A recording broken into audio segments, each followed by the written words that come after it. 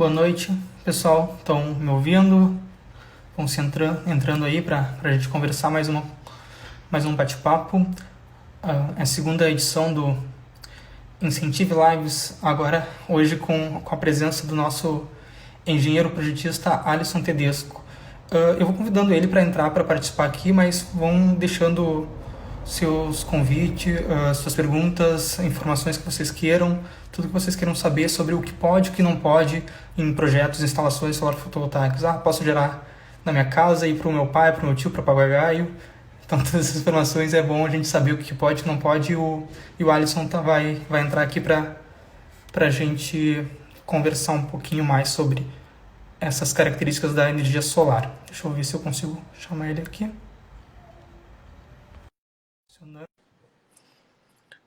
Boa noite, Leão, que participou da nossa primeira edição. Agora o Alisson. Tá. Tudo bom, Alisson? Tudo bem, Gabriel? Tudo bem? Tá meio baixo, não sei se eu chamo mais perto, vamos ver se fica um pouquinho melhor. Melhorou? Aham. Não, tá bom. Então, a gente vai conversando aí um pouquinho, apresentar, né, o Alisson, como eu falei, é o nosso engenheiro projetista, que cuida dos nossos projetos de energia solar. E ele está aí conosco desde o início do ano, fazendo projetos, já aprovou alguns projetos na CE, na RGE para nós, né? Então é o nosso profissional aí que nos ajuda no desenvolvimento dos projetos. Queria dar as boas-vindas para o pessoal aí, Alisson, e se apresentar aí para todo mundo. Boa noite a todos. Obrigado, Gabriel, pelo convite dessa segunda edição do Incentive Lives. Espero que eu possa responder algumas das principais dúvidas, né, referente tanto a projetos como a regulação dos sistemas fotovoltaicos. E talvez tenha alguma pergunta que eu não possa responder, tá? Que eu não saiba, mas eu vou procurar respondê-la. Espero que isso aconteça, tá? Espero que isso aconteça para o meu desenvolvimento profissional mesmo, né? Sim. Não, qualquer coisa a gente pede pesquisa e depois manda por e-mail a resposta, dá um jeito de descobrir a resposta e pedir a ajuda do Marcos, que entrou agora aí, nosso parceiro da VEG também. A gente assistiu a live hoje do Levi, né, da VEG sobre dimensionamento também, então sempre se aperfeiçoando aí para melhorar cada vez mais os nossos projetos. Exatamente. Não, beleza. Eu vou começar assim. O pessoal também quiser colocar pergunta, tem dúvida que tem de energia solar ainda, pode ficar à vontade de ir colocando aqui. Mas eu vou começar primeiro. Claro, o Alisson ele é formado em engenharia elétrica pela Universidade Federal de Santa Maria, né? E eu queria tratar com ele primeiro que o pessoal tem muita dúvida ainda na questão de energia solar e vamos tentar esclarecer o máximo possível. Mas primeiro, muitas pessoas acham que podem zerar a conta de energia com energia solar, né? Ver energia solar que eu não quero pagar mais conta de energia. Isso pode, é possível? E quanto que eu consigo economizar com a energia solar, Alisson? Também essa é uma dúvida bem comum, né? Então, se é possível, tá? Se você fizer uso de um sistema off-grid, que ele não é conectado à rede da concessionária, você pode ser autossuficiente em energia elétrica, né? Mas é claro que teria que fazer um uso de baterias, né? E ainda nós sabemos que o custo do sistema fica, às vezes, não tão atrativo e pode se tornar até mesmo inviável, dependendo do consumo da curva de carga, né, do cliente. Agora, se você preferir fazer o uso do sistema on-grid, né, que é o mais utilizado de longe, que você conecta na rede da distribuidora de energia elétrica, aí é impossível você zerar 100% da sua energia, né? Porque mesmo na melhores hipóteses, você vai pagar o custo de disponibilidade, que seria 30 kWh por mês se for um sistema monofásico, 50 kWh mês se for um sistema bifásico e 100 kWh mês se for um sistema trifásico. Isso, claro, para o grupo B, né? De baixa tensão. Caso você seja do grupo A, aí você fica condicionado à demanda, né? Demanda contratada, que vai ter um custo mensal todo mês. Então, para ter uma estimativa de valores, assim, para o grupo A, o que se pode economizar, em média, 60% a 75% mais ou menos da sua conta. que é uma bela redução, né? Já para o grupo B, dependendo do consumo e do sistema que ele tem, do padrão de entrada, né? Se é um sistema monofásico, bifásico ou trifásico, você pode ter até uma redução de 98%, tá? Não é 95%, Uhum. como todo mundo coloca, até 95%. Pode ser até mais, né? Do que isso. A gente coloca normalmente o pessoal de marketing, a gente coloca até 95 porque é o que a gente acha que consegue, né? Mas a gente vê alguns projetos nossos, até o mercado lá de Três Cachoeiras, né? Que ele chegou a economizar 98%, né? Ele pagou, como ele tinha uma conta muito alta, ele gerava muita energia, mas ele ainda estava em baixa tensão, né? Então ele conseguia ter essa baita economia, né? Ele pagava, acho que 20 mil quase por energia por mês e pagou só cento e pouquinhos, né? Uma coisa bem interessante a economia que ele consegue obter, né? Claro, são casos específicos, Exatamente. mas por aí, né? Claro, residencial vai ser um pouquinho menor, talvez, o consumo, se for bi, trifásico, então tudo isso varia bastante, né? Sim, sim. Tem, por exemplo, clientes que têm um sistema trifásico, né? Eles são obrigados a pagar 100 kWh mês e o Uhum. consumo deles é 200 kWh. Nesse caso específico, ele só vai ter um abatimento de 50% no máximo, né? Uhum. Sim. Não, interessante. Daí tem várias formas. Claro, o melhor jeito é a gente dimensionar, procurar ver se é interessante, fazer uma proposta, né? O Alisson faz os nossos dimensionamentos também, né? Para avaliar todos os nossos projetos. Outra dúvida que o pessoal tem bastante, né? Eu posso instalar no meu telhado é virado para o oeste, leste, sul, qualquer orientação pode, ou tem alguma questão que fica pior? Então, a melhor orientação possível, né? É sempre para o norte, orientado ao norte geográfico. Uhum. Aqui no hemisfério sul, no hemisfério norte ao contrário, né? Apontado ao sul. Mas é claro, digamos que o cliente não tenha condições de instalar os módulos orientados ao norte, por uma Uhum. questão de área ou sombreamento, ou que não tenha condições de instalar totalmente os módulos, né, Uhum. ao norte. A minha resposta para isso é muito provável que possa, tá? Uhum. Aqui no Brasil, os integradores eles têm o que se chama de sulfobia. Eles têm medo de orientar os módulos para o sul, achando que a geração vai ser muito comprometida. Eles preferem, por exemplo, colocar uma estrutura altamente complexa que para orientar os módulos ao norte, que provavelmente, se for bem dimensionada, é muito cara. Quando a melhor alternativa, na verdade, para compensar as perdas, seria colocar um ou dois módulos a mais no sistema residencial, por exemplo, para compensar essa perda de geração é, dos módulos que não estão orientados ao norte, né? Sim. É bastante comum, né? Aqui na Incentivo a gente tem o software Solergo, que a gente consegue simular isso, mas existem outros softwares como PVSol, PVSys. Cada caso é um caso, né? Uhum. Mas é muito provável que possa orientar em diferentes azimuths, né? Sim. Porque o ideal, né, o norte e a inclinação conforme a longitude, né, aqui nessa região, aqui uns 30 graus de Latitude. inclinação, né, é o ideal, mas Exato. claro, nem sempre a gente vai ter o ideal, o telhado nunca vai ser o perfeito, né, e até porque as pessoas não, quando construíam, né, principalmente engenheiros, não construíam pensando nisso, né. Tem um caso até interessante Exatamente. do Leão ali, né, que a gente comenta bastante, que é o nosso único telhado norte tinha uma caixa d'água que fazia toda a sombra, né, então a gente enfrenta esses desafios diariamente, assim, né, então é interessante pensar. Mas, claro, se não for ao norte, for para o oeste, leste, a gente instala, ou até em alguns casos no sul, tem que cuidar muito.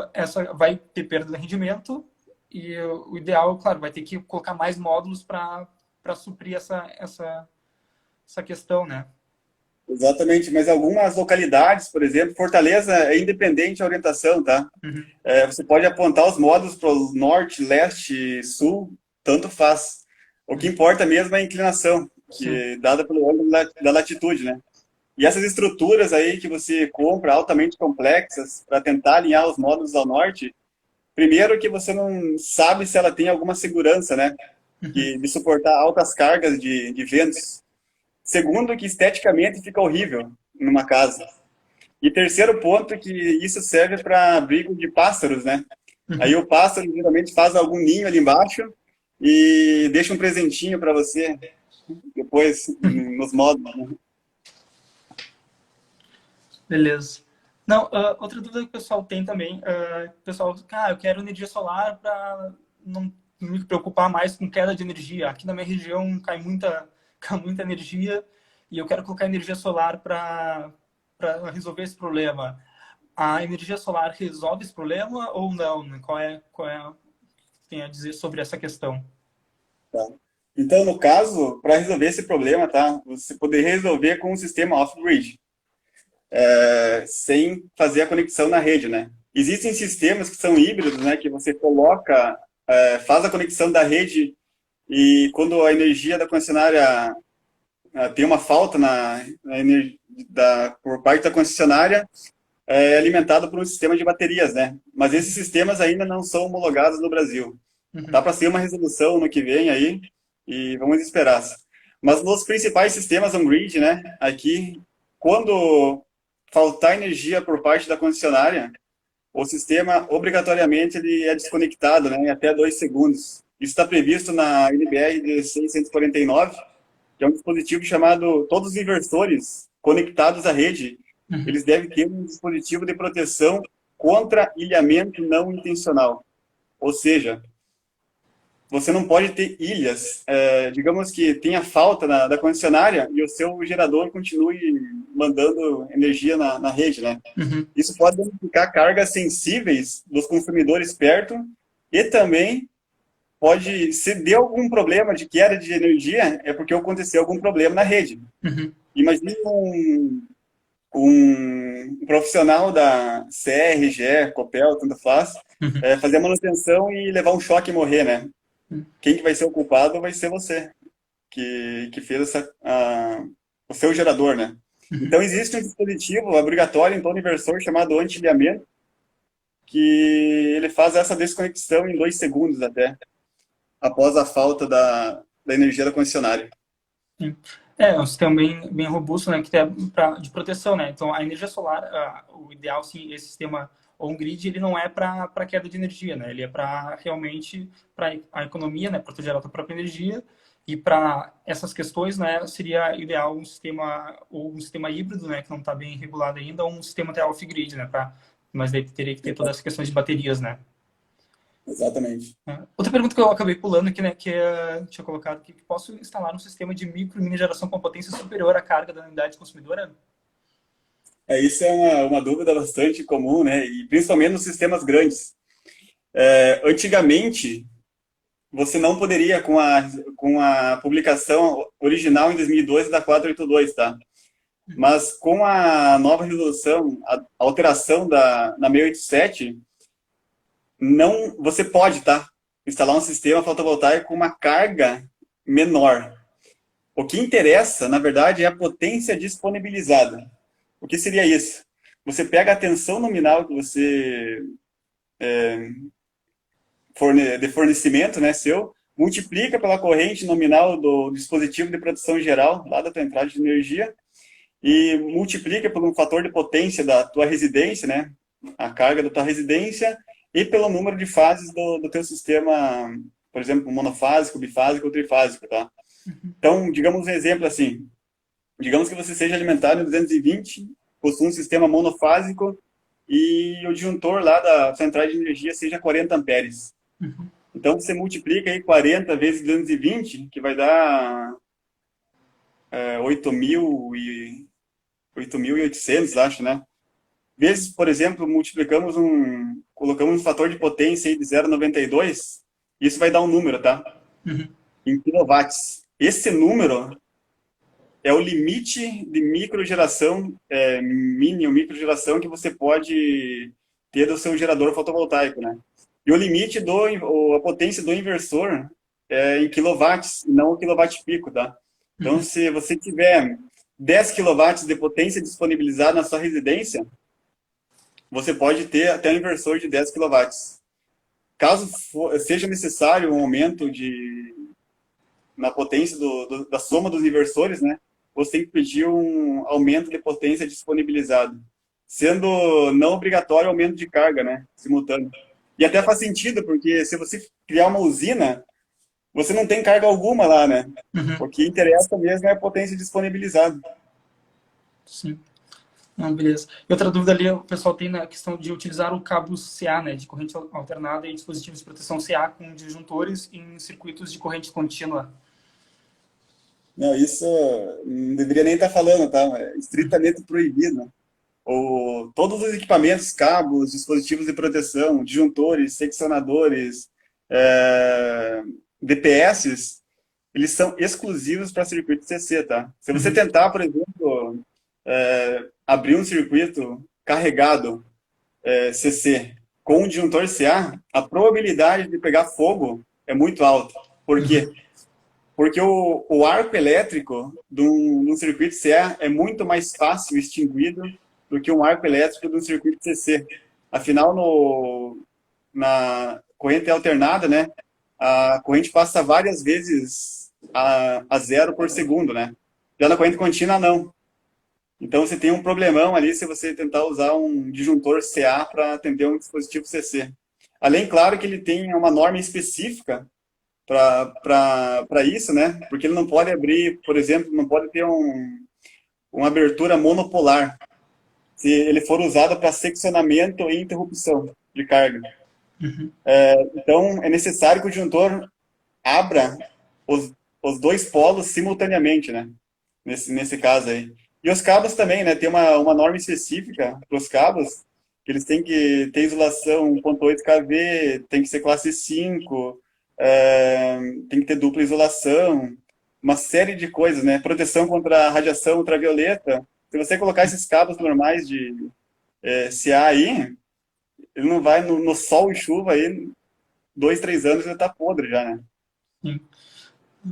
Não, legal, vamos sobre essas questões mais técnicas, né? E mais a questão de resolução também, né? Que a gente tem, né? Que muitas pessoas têm dúvida se ela pode gerar energia em um lugar e compensar no outro, né? Muita gente, eu quero gerar aqui na minha casa e compensar na casa do meu tio, do meu pai, de algum familiar. Eu posso gerar e ter essa compensação não só no único ponto que eu estou produzindo energia? Sim, sim, né? Desde a Resolução 482, de 2012, você tem uma possibilidade do autoconsumo remoto, né? E você não tendo a disponibilidade de gerar, ou não quiser, né? Na carga, no consumo, você tem a possibilidade de gerar em um terreno que esteja no mesmo CPF, tem que ser cadastrado como unidade consumidora, tá? Tem que ter Uhum. uma UC, uma unidade de energia lá, e deve estar no mesmo CPF ou CNPJ da sua casa, né, por exemplo. Uhum. Essa é uma modalidade, né? Você tem outra modalidade para quem mora em condomínios, tanto condomínios verticais ou horizontais, comerciais ou residenciais, que são os apelidados de EMUCs, né? Empreendimentos de múltiplas unidades consumidoras. Uhum. Que aí você faz uma reunião, um compartilhamento de uma área comum do condomínio, instala o sistema fotovoltaico, você só tem uma troca de medidor, bidirecional no caso, Uhum. e faz a compensação da área comum do condomínio, né? Elevadores, por exemplo, iluminação, entre outras coisas. E o excedente você pode compensar entre os condôminos que adotaram esse sistema, né? Uhum. E é interessante que você não precisa estar no mesmo CNPJ ou CPF, né? Sim. Essa é uma grande diferença. E você tem uma terceira alternativa que não é muito comum também, que em termos assim das 200 e poucas mil instalações fotovoltaicas no Brasil, apenas 600 e poucas são de geração compartilhada, né? Uhum. E você é obrigatório fazer uma cooperativa, um consórcio, né? Se for pessoa jurídica, um consórcio, se for cooperativa, pessoas físicas, né? Uhum. Com uma reunião de pessoas com um objetivo comum de gerar energia elétrica, né? A Uhum. diferença dos sistemas é que você não tem isenção de ICMS. Uhum. Você tem o ganho de escala, né? Porque você vai montar uma usina muito grande e compensar entre vários CNPJs ou CPFs. Você tem o ganho de CAPEX e OPEX ali, né? Mas você não Uhum. tem a isenção de ICMS. É uma alternativa também, tá? Você tem que criar uma cooperativa, todo estatuto social, com é, ato de fundação. É a lei Sim. específica das cooperativas, né? Sim. Não, é bem interessante. A geração compartilhada, né, é bem interessante. Por exemplo, aqui no Rio Grande do Sul, como não tem isenção do ICMS, e o nosso ICMS é um dos mais altos, é mais difícil de viabilizar, né? A gente tem alguns casos desses, tem em Minas Gerais, São Paulo, alguns casos bem interessantes. Tem um caso até de uma empresa, um parceiro que a gente conheceu num evento fora, o Alexandre, que é da Sunmob, e eles têm esse modelinho de geração compartilhada, né? Vários consumidores usam a energia da mesma usina e para cadastrar essa usina eles criaram uma cooperativa, então tem todo um processo, é bem interessante. Estou pensando até em chamar ele para uma próxima live, no próximo mês a gente pensar uma live, chamar o pessoal de fora e ele entende bastante disso. Claro que sendo em regiões com isenção de ICMS facilita bastante, como Minas Gerais. E também, ou maior porte, né? Então a gente tem a ideia da nossa usina Lami, a gente pensou nessa possibilidade, mas a gente preferiu vender para um único cliente, porque daí não tem essa cobrança de ICMS e fica valendo mais a pena, né? Porque se pegar ICMS, daí já inviabiliza vários projetos, né? Então, bem interessante Exatamente. pensar nessa questão. E o do condomínio que você tinha comentado é interessante, né? Que eu posso gerar no meu condomínio e compartilhar em várias residências do mesmo condomínio, né? O 10% para tal morador, 15% para outro, então isso se divide. Mas eu acho que essa metodologia também não é muito adotada. Daí até eu fui numa Não, palestra com o cara da não. Anel e falou, né? Tem muita briga de condomínio, assim, é muito difícil. Até em áreas comuns, assim, né? Colocar no condomínio para atingir áreas comuns, para o elevador, já é uma questão de discussão que tem que levar para o condomínio, o ato de reuniões, todo mundo concordar. Então tem pode gerar energia para o condomínio para as áreas comuns ou até dividir entre os próprios condôminos, né? Mas claro, é um Exato. processo um pouco mais burocrático, né? Bem É, para ter um interessante. dado, assim, eu até olhei ontem no site para dar uma olhada como está. Tem 45 modelos de negócios desse, né, Uhum. no Brasil inteiro. Uhum. Então, o modelo é bem pouco explorado, né, no Brasil. É interessante tu poder fazer isso, né? Mas é difícil viabilizar, né? Por questões até nem técnicas, mas questões de as pessoas entrarem em comum acordo. Exatamente, jurídicas, né, jurídicas. Uhum. Não, beleza. Outra dúvida que muitas pessoas têm, né, é que a gente tem a micro e a mini geração, né? E ser micro tem algumas vantagens, né? E no caso, algumas pessoas precisam de usinas de mini geração para atender todo o consumo e tem a questão de ter uma área maior e fazer usinas separadas, né? Dividir, essa usina de 75 é tanto e outra usina separado para outro tanto. Eu posso fazer essa divisão ou não? Como que é essa questão? Tá, e a gente entra no famoso artigo 4 ali da 482, né, polêmico.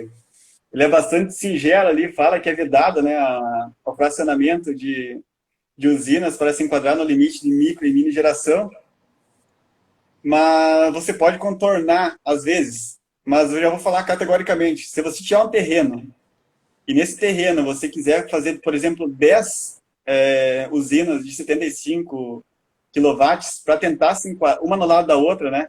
Uhum. Para tentar se enquadrar nos limites de microgeração, isso é vedado completamente, tá? Uhum. Você pode até aprovar uma usina, eles ligarem em microgeração e as demais, para fazer a conexão, você vai ter que pagar a demanda contratada de cada uma delas, né? E aí você perde, porque é muito mais barato você comprar um sistema de 750 quilowatts do que 10 de 75, né? Uhum. Você ganha em escala, né?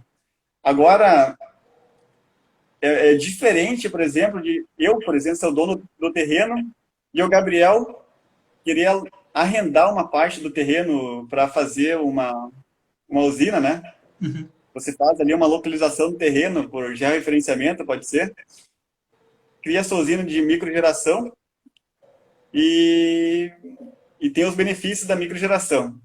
Aí, no mesmo terreno meu, uma outra pessoa loca uma outra usina e quer colocar perto ali, no lado. Uhum. Nesse caso, se comprovado que a relação sua com a da outra pessoa que alocou o terreno, não, você não tem relação alguma, né? Por Uhum. exemplo, você é, digamos, produtor de leite e a outra pessoa, materiais de construção. Uhum. Não tem a obrigatoriedade de fazer a união dessas duas usinas. Você Uhum. paga a sua conta de energia e ela paga a conta separada Sim. de energia, tá? A concessionária pode chiar, mas você consegue justificar e enquadrar as duas no limite de microgeração. Sim. A gente tem um caso interessante ali que a gente está construindo ali, né? Uma usina no Lami, na zona sul de Porto Alegre. e o dono do terreno não é o mesmo dono do local onde vai ser compensada a energia, né? Então, o que acontece? A gente fez um contrato de arrendamento da usina, né? Então, o cara está arrendando aquela usina e vai ser usufruída pelo consumidor final, né? Então, não tem problema quanto a isso, né? Tu não pode só vincular a questão de vender energia para o cliente, né? Teria que fazer um aluguel da própria usina com valor X pelo aluguel da usina e ele vai usufruir aquela energia, né? Então, mas, Como um mas isso seria aluguel, impossível. aluguel mesmo, né? Que nem um apartamento, né? Você não pode trocar por o aluguel do terreno por quilowatt gerado, né? Sim. Isso é proibido, dado completamente. E nós ali, como tem mais área, a gente pode colocar uma outra usina para um outro cliente lá também, né? Não tem esse problema, Exatamente. como tu colocou nessa questão, né, eu quero dividir várias usinas naquele terreno, cada uma é para um cliente diferente, não tem problema. Pode ser um grande condomínio de usinas solares, né? Então, é um modelo de negócio que é bem adotado, assim, né? O pessoal tem usado bastante. Exatamente. E a concessionária pode pedir, por que você colocou todas as usinas aqui, né? Você fala por uma mera questão comercial. É muito mais seguro você ter várias usinas alocadas em um mesmo local. É Uhum. como você ter uma casa isolada completamente e ter várias casas ao mesmo tempo, no mesmo lugar, tá? Você tem muito mais segurança, né? Contra assaltos, por exemplo. E até os custos, né? Até o custo de proteção de um sistema de monitoramento que você coloca uma em cada, pode um sistema único num terreno com várias usinas, isso facilita bastante isso também, né? Exatamente, exatamente. Compartilha os custos, né? Tipo um coworking de usinas solares, né? Dividir. Exatamente. Não, beleza. Outra coisa que a gente deixou passar também, interessante também, tem alguns casos nossos, as pessoas que moram em cobertura também, né? Às vezes quer colocar energia solar no telhado ali da cobertura, ela pode usar o telhado do prédio para o seu sistema?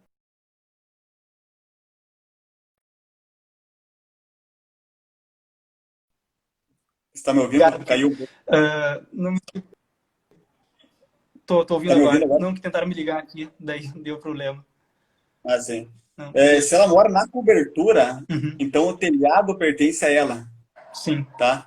Então, em caso de cobertura, é um caso bem específico, você pode, tá? Você Uhum. pode fazer como se fosse uma casa normal. Não é área comum do condomínio. Uhum. O problema acontece quando você quer colocar um sistema fotovoltaico em área comum, que daí não é a sua, é de todo mundo, né? Uhum. Sim. Mas daí tem que estar acho que até na questão da própria legislação do condomínio, né? Dizendo aquela área, que muitas vezes a área do cobertura é do próprio proprietário, né? Exatamente. Beleza. Deixa eu ver se tem mais uma, deixa eu ver. Pessoal também, se quiserem deixar perguntas também, até do Leão teve mais perguntas ali, se tiver alguma dúvida, alguma coisa que vocês queiram saber, um pouquinho de questão da energia solar, vocês podem ir deixando essas perguntas aqui para a gente ir vendo e trocando um pouquinho mais, né? Vi bastante gente entrou ali, o pessoal deixa eu até olhar aqui um pouquinho da lavanderia Mônigo, Carlos Ubiratã, Ronaldo, o Mohamed, João, então bastante gente aí nos assistindo aí, a Isabela, que também participou da outra, o Santiago. Então, o pessoal que quiser deixar sua pergunta aí, tem alguma dúvida, também pode ir deixando as perguntas para a gente ir trocando aí informações e vocês tirarem suas dúvidas. Mas aproveitando enquanto ninguém faz pergunta, eu vou colocar ali também, posso arrendar meu telhado para outra pessoa utilizá-lo para instalar uma mini geração distribuída? Não é tão comum assim você arrendar o telhado, tá? Mas você pode, tranquilo. Só vai ter que criar outra unidade consumidora separada da existente, né? Uhum. E fazer uma entrada de energia separada. Mas aí você tem que cuidar para ver se o telhado que você está arrendando, usando, né, para geração, se ele o imóvel, né, ele é alugado ou não. Uhum. Por quê? Quando você coloca um sistema fotovoltaico, o teu imóvel ele valoriza. E Uhum. aí você cai numa legislação específica, né? Se o imóvel valoriza, o aluguel aumenta, pode comprometer no futuro o proprietário que está alocando, né? Uhum. O teu sistema. Além do problema, é claro, de esse empresário sair de lá, está com o teu sistema instalado e tem o dono do imóvel, que não Uhum. tem nada a ver Um com sistema. você que está no sistema. Você não vai poder lá entrar na propriedade dele e tirar o sistema sem autorização, né? Uhum. É mais fácil você alugar um terreno ou comprar um terreno e instalar em solo, né? Além de ter um melhor alinhamento, alinhamento perfeito ao norte, inclinação perfeita, né? Sim. É muito mais seguro e mais viável, eu acho. Sim. Acho que Mas no ano você passado pode. teve um pessoal que nos procurou de grupo de investidores que eles estavam querendo propor esse modelo de negócio, né? Que Eles vão arrendar telhados grandes, né, com grandes áreas e tal, e fazer esse sistema. Então, teria um investimento em cima disso, mas tem todas essas questões mais técnicas também que eu acho que não viabilizou, não avançou muito. Pelo menos conosco não teve muito essa conversa, não foi mais adiante. Mas existe Sim. essa possibilidade, mas também tem toda a questão técnica, assim, né, que tem que ser vista. Outra dúvida que o pessoal tem bastante, assim, né, a pessoa que já tem um sistema fotovoltaico, muitas vezes acontece, né, que ela coloca o sistema fotovoltaico e começa a gerar mais energia, gastar mais, e dela se dá conta que aquilo não seria o suficiente para ela. Ela quer aumentar o sistema. Ela pode colocar mais módulos, simplesmente ir aumentando o sistema dela, ou não? Como que funciona isso? Tá. Depende, tá? Depende da capacidade do inversor, tá? Geralmente você usa aí em torno de 20 a 40% de sobrecarregamento em cima do inversor. O que é o sobrecarregamento? Você coloca a potência em módulos acima da potência nominal do inversor. Para quê? Para compensar justamente perdas de radiação, perdas no cabo, perdas ao longo do dia, né? Uhum, Para no final de tudo, aquela potência do inversor nominal ser aquela que vai gerar constantemente a potência nominal do inversor, né? uhum, Caso o inversor permita que não extrapole muito, por exemplo, a tensão de circuito aberto, tem vários detalhes que você tem que cuidar. Orientações, né? Você tem que cuidar para não colocar em orientações diferentes no mesmo MPPT. Você vai ter uhum. perda de matching ali. E você pode aumentar, sim, comprando mais um inversor, em últimos casos, mais um kit fotovoltaico, mas será necessário aprovar o projeto de novo na concessionária, realizar vistoria. Tem todo o processo novamente. Exatamente. É interessante porque o que dizem, né, que ali o sistema fotovoltaico, o inversor, ele pode trabalhar um pouquinho menos, com uma potência um pouco menor que a dele, né, e a mais, né, ele tem um limite de uma faixa de potência que ele pode trabalhar mais ou menos, né, então a gente não pode colocar vários módulos mais do que ele aguenta, né, então vai dar um superdimensionamento e vai estar a radiação lá gerando muita energia do que ele aguenta e pode danificar ele, ocasionar outros problemas, né? Então é interessante a gente fazer Exatamente. isso. De repente, já tem um sistema com um limite que não está usado ao todo, tu pode aumentar os módulos usando o mesmo inversor, né? Tem que cuidar dessa questão que falou, né, do MPPT, né? Que quer dizer que o inversor às vezes tem várias entradas, então eu posso colocar energia solar, uma linha de módulos numa entrada e outro em outra. Isso é importante também fazer, porque às vezes eu coloco umas placas no norte e outra no oeste. E eu não posso ligar as duas no mesmo PVT, porque vai gerar de menor potência sempre, né? Sempre vai puxar de menor potência, então vai ter uma perda de rendimento muito grande. Então é interessante, né, essa questão tu dividir bem ele conforme a tua angulação e a orientação do sistema para não ter perdas, né? Então, bons esses inversores que têm vários MPPTs que dão essa garantia, né? E caso tenha que aumentar mais ainda, teria que adicionar mais inversor ou microinversor, alguma coisa, né? Então, isso é Exatamente. interessante. E você tem um problema também de custo-benefício, né? Uhum, Porque quando você compra os módulos separados do inversor, isso já não é o kit que eles chamam, uhum, né? Kit fotovoltaico. Que pelo menos tem que ser o módulo e o inversor juntos. uhum, Comprando os módulos separados, você não tem isenção de ICMS uhum. e também em muitas distribuidoras, né? Você não, o frete fica por tua conta.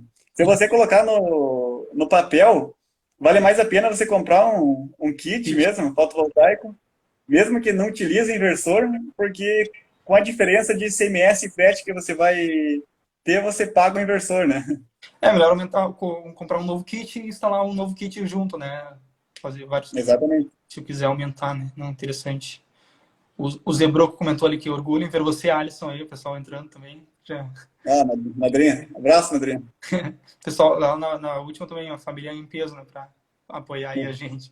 Então, beleza. Outra, a gente começou a falar dos inversores, né? Que é um interessante que, que o pessoal pensa muito nas placas, qual é o melhor módulo, qual é a melhor placa, tem alguma diferença? Quando o outro equipamento que é até mais, digamos, mais importante, né? Que é o inversor, né? Qual é o papel do inversor no sistema fotovoltaico e quais são os tipos que pode ter de inversores, né? Tá, é uma pergunta bastante complexa até. O inversor é bastante complexo, tá? Eu vou tentar explicar o feijão com arroz. Uhum. Primeiramente, você tem que entender que um módulo fotovoltaico ele é uma fonte de corrente, tá? Ele injeta corrente aproximadamente contínua, não é bem contínua. Então, essa corrente ela chega no barramento CC do inversor, né? Onde tem capacitores enormes lá, que fazem mantém essa tensão constante e fazem um filtro de oscilações de corrente.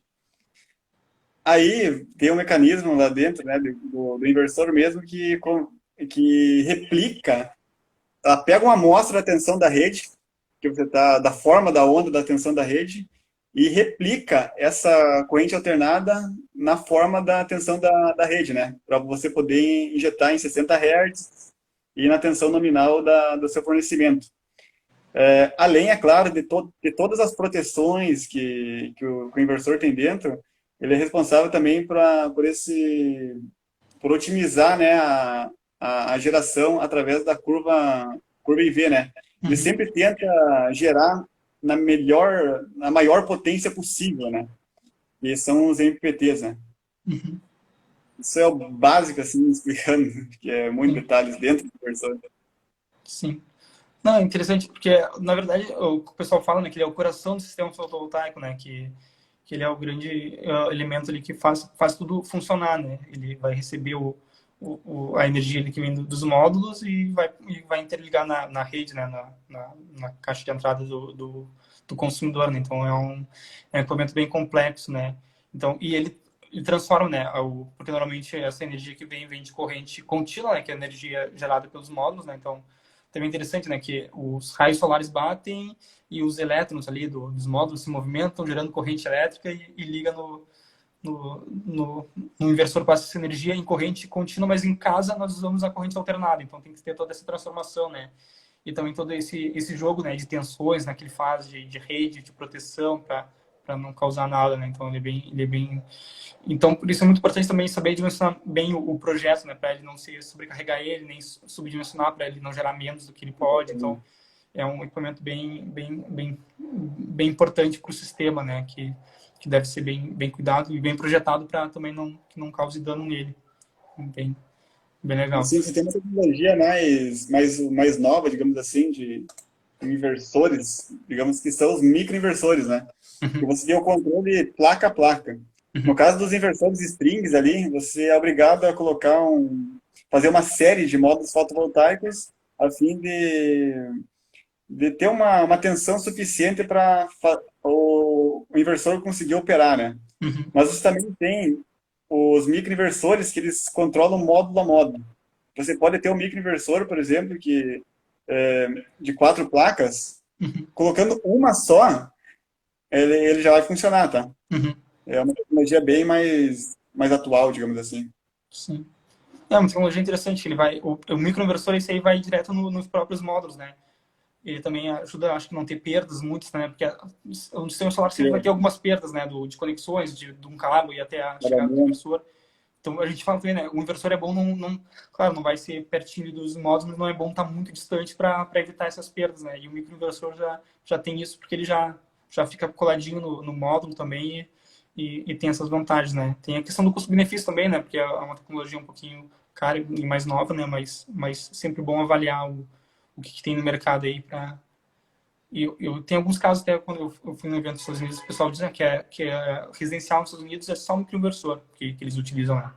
Porque basicamente o inversor é mais para coisas maiores, né? Sim, sim.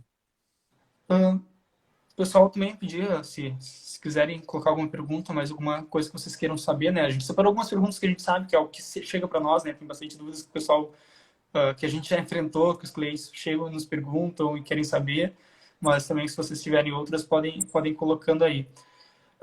Outra questão também, até para ir chegando mais para o final da conversa, a ANEEL atualmente está revisando, né, a resolução normativa, né? Dizia na resolução que teve a 1087, que revisou a 482 e que ia ter uma nova revisão para agora, né? E começou todo esse processo, né?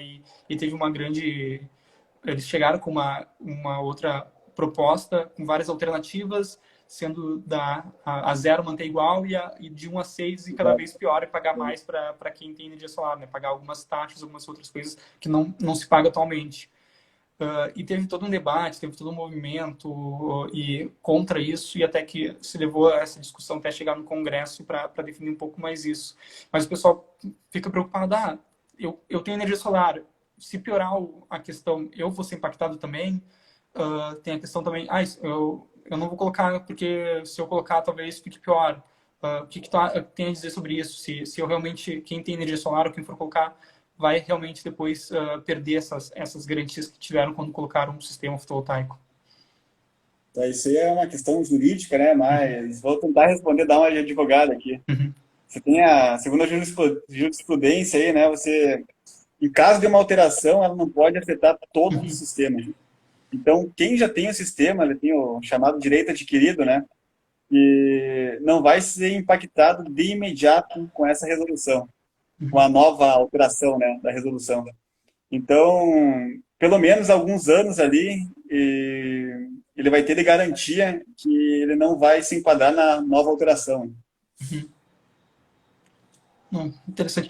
E uma questão assim que a gente também coloca, assim, né, até a própria ANEEL colocou essa questão, né, de garantir por mais tantos anos, né, e até foi uma discussão bem grande que teve, né, tem que pelo menos, porque o pessoal que colocou energia solar quer garantir para os 25 anos, que a gente normalmente trabalha com 25 anos, que é o prazo de vida útil dos equipamentos, que a gente diz, né, não que depois de 25 anos ele vai parar de funcionar, mas ele começa a trabalhar a menos de 80%, então tem toda essa questão, né, de o cara que colocou, investiu, ele quer receber até os 25 anos. Então, isso foi uma discussão bem grande também, né, teve, né, para que se mantenha o máximo tempo possível quem já colocou o sistema fotovoltaico tem o retorno que a nós, como assim, a Incentivo Solar, diz para ele que ele teria essa economia, que teria esse retorno, então que isso se garanta, né? Então, isso é uma discussão que está tendo, mas a ideia é que quem colocou vai ter garantido, pelo menos por bastante anos, a como funciona hoje, né? Então, não vai ter nenhuma perda. Mas é sempre bom a gente cuidar. O pessoal ali entrou, o Fábio, que participou da outra última também, entrou. Max, Ludovico também. Então, o pessoal, agradecer o Léo ali também, nos parabenizando pela live, pelo trabalho no incentivo. Também, a gente está chegando ao fim das perguntas que a gente propôs aqui, mas se alguém tiver mais alguma questão... Outra questão também que aproveitando que o Fábio trouxe, né, que também que nos trouxe um negócio também interessante que o pessoal foi, eu não vou nem citar nomes assim, né, mas a gente vê no mercado muitas coisas mal instaladas, mal feitas assim, né, e que acabam nos procurando para tentar resolver, né.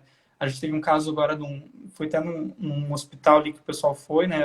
Melhor a gente nem comentar, né? Que a gente sabe que a empresa foi e colocou, mas o trabalho foi muito mal feito, né? E o Alisson foi, né? Conferir, a gente está oferecendo serviço de homologação, de análise técnica dos sistemas já instalados, e a gente observa que existe algumas coisas no mercado que a gente não gostaria, né? Que a gente vê que foi mal, mas também abre uma brecha para a gente trabalhar e ajudar também essas empresas que instalaram e não tiveram o melhor retorno, né? Não sei se tu queira comentar um pouco sobre essa experiência ali, né? Como foi. Assim, o principal, o problema mais grave que a gente notou lá, 48 placas estavam desconectadas durante 2 anos. Bah.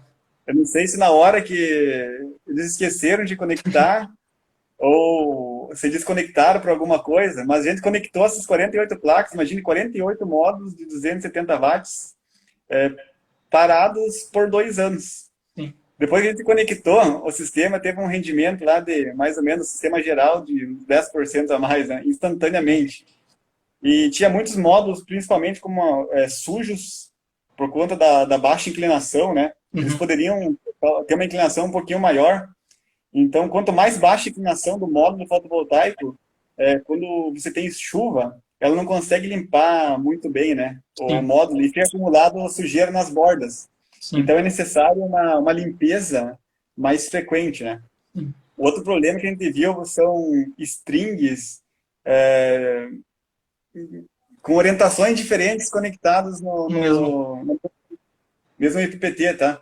Isso é um erro grosseiro, básico, que nunca deve acontecer. Além de ter placas em strings, placas com sombra total. uma placa e meia, assim, com sombra totalmente o dia inteiro, Uhum. né?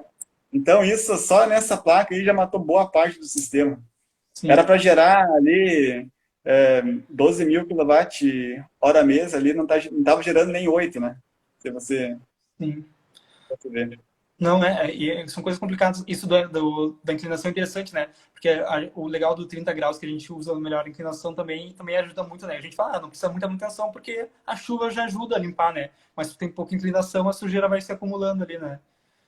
Exatamente. E esses detalhes também de projeto é interessante, né? Porque o projeto tem que ser bem feito, tem que analisar, como a gente faz pelo Solergo ou outros meios, né? De ver se tem sombra, se isso pode prejudicar, né? Fazer um projeto bem feito. Às vezes o pessoal quer encher de módulo, vender um maior sistema, mas não adianta se tu colocar um sistema, uma placa nessa numa sombra, é uma placa a mais que danificou quase todo o sistema, né? Que deu problema em quase tudo, né? Então, é Exatamente. interessante. É preferível que tire ela, jogue fora, que o sistema vai gerar mais do que com ela, Sim.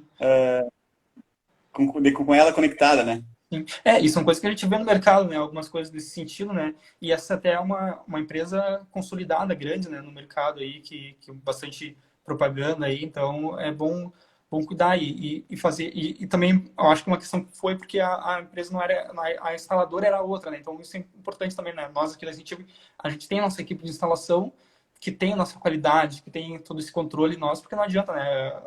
Na hora depois você fica jogando um para o outro, né? Então, foi outra pessoa que instalou, não fui eu, e é complicado. Então, é bom a gente ter a nossa equipe uh, que trabalha da forma que a gente quer e também é outra questão, né? Também acompanhar o sistema, né? Não adianta tu instalar o sistema e largar o cliente lá, né? Tem que acompanhar se ele está tendo sucesso com aquele investimento que ele está colocando, né? Não adianta só instalar. Então, tem que ter uma empresa que se comprometa acompanhar o sistema, né? A gente tem esse compromisso, a gente oferece esse plano de assistência técnica de forma gratuita por um ano, né, para todos os nossos clientes, que para acompanhar, porque a gente quer saber se aquele sistema que a gente colocou está dando resultado mesmo e ajudando o cliente a ter, né? Porque às vezes até uma leitura errada na conta, a gente vai lá e ajuda, tudo que a gente puder ajudar, porque o sucesso do cliente vai nos ajudar a nos indicar. Por exemplo, esse cliente já vai indicar a própria empresa que indicou para ele, então é importante esse trabalho em conjunto, né?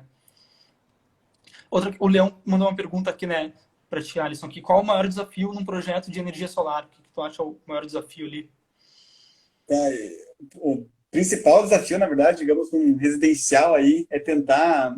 Porque às vezes tem várias abas, né? Uhum, E você tem que alocar a mesma orientação e a mesma inclinação no mesmo MPT. uhum, Só que às vezes tu não consegue fazer essa alocação de uma forma fácil. uhum, E isso é muito complicado. Por exemplo, o nosso projeto ali do pouco preço, eu tive que pensar muito nessa alocação, assim, uhum, de qual, qual, qual string vai em qual orientação uhum, e em que lugar. Nas usinas solos, por exemplo, o principal desafio, na verdade, elétrico, você não tem um desafio muito grande, né? Mas uhum, uma tensão, um desafio de nivelamento do terreno, uhum. um projeto civil bem feito, né? Sim. E a questão com a E concessionária. sombreamento, né? Sombreamento principalmente, né? E tem que simular para ver se existe possibilidade de uma sombra, se essa sombra é parcial Uhum, ou se ela é total, né, ao longo do tempo. sim. E em relação às concessionárias, assim, tu tá conosco aí desde o início do ano e já teve bastante projetos já aprovados, né? Essa questão com a concessionária eles têm trabalhado bem, assim, né? A questão de aprovação e entrando com o projeto tudo certinho, né? Não tem muito mistério, né? Sim, a RGE principalmente é muito boa, tá? Projeto que tu coloca hoje e amanhã já está aprovado, tá? Se tudo tá. Elas são bem chatinhas, assim, tem uns detalhes que eles cobram a mais, mas se você fizer tudo direitinho nas normas lá, eles são bem ágeis. E a CE tem alguns probleminhas ali, né? Porque não são sistemas por e-mail. Uhum, Até eles lerem e-mail, criar nota, pode demorar um pouco mais do previsto, né? uhum, Mas em geral tá tranquilo, né? Tá bem sim, tranquilo a aprovação e as vistorias. sim. Então, alô pro Paulo Sérgio aí que entrou, o Eric, nosso parceiro aí de incentivo solar. Então, dá um oi para todo mundo. E a gente tá chegando ao fim, né? A gente falta alguns minutinhos ali para se encerrar, né? A gente tem algum tempinho ainda. Se vocês quiserem ainda mandar mais alguma pergunta, alguma dúvida. Não sei se, Alisson, se tu quiser colocar mais alguma questão também interessante que tu observou, alguma experiência agora nesses últimos projetos que tu acha interessante compartilhar com o pessoal. Tem várias, né? Tem várias. Dá para fazer uma live em cada assunto, né? Sim. Por exemplo, uma dúvida que pouca gente sabe, na verdade, né? Que você pode ter no mesmo CPF, um cliente, por exemplo, no mesmo CPF ou em um sistema fotovoltaico, no mesmo CPF ou CNPJ, ele pode ter várias unidades consumidoras, e nessas unidades consumidoras ele pode ter várias usinas, mesmo que extrapole os limites de microgeração, a soma delas, né? Uhum. Por exemplo, eu posso ter várias usinas, desde que sejam em localidades distintas. Eu posso ter, por exemplo, 8 usinas de 1 mega. Uhum. E me enquadrar, mesmo assim, no limite de micro e mini geração, tá? Uhum. No sistema de compensação. Provavelmente a concessionária Xi ali, mas está escrito ali no FAQ da ANEEL, né, da 482, e isso é permitido. E se a concessionária, por exemplo, quiser burlar, falar que não, é só ter 5 megas, você pode entrar com uma ação ali falando, então o FAQ da ANEEL não vale nada, não tem validade alguma, e argumentar juridicamente, né? Sim. Posso Mas já colocar, trabalha para uma... eu posso ultrapassar o limite se eu separar em vários UCs, isso, né? E vários UCs em localidades distintas, né? Tu vai ter que explicar para a concessionária por que você separou essa usina, né? Porque não concentrou tudo num ponto. Sim. Tem uns casos interessantes também, tem o caso nosso da rede MAC, lá do MAG, é interessante, porque ele tem 2 unidades em Torres e ele colocou o sistema nas 2 unidades. Só que a do centro é que mais tinha consumo de energia, mas é o que tinha menos espaço de telhado.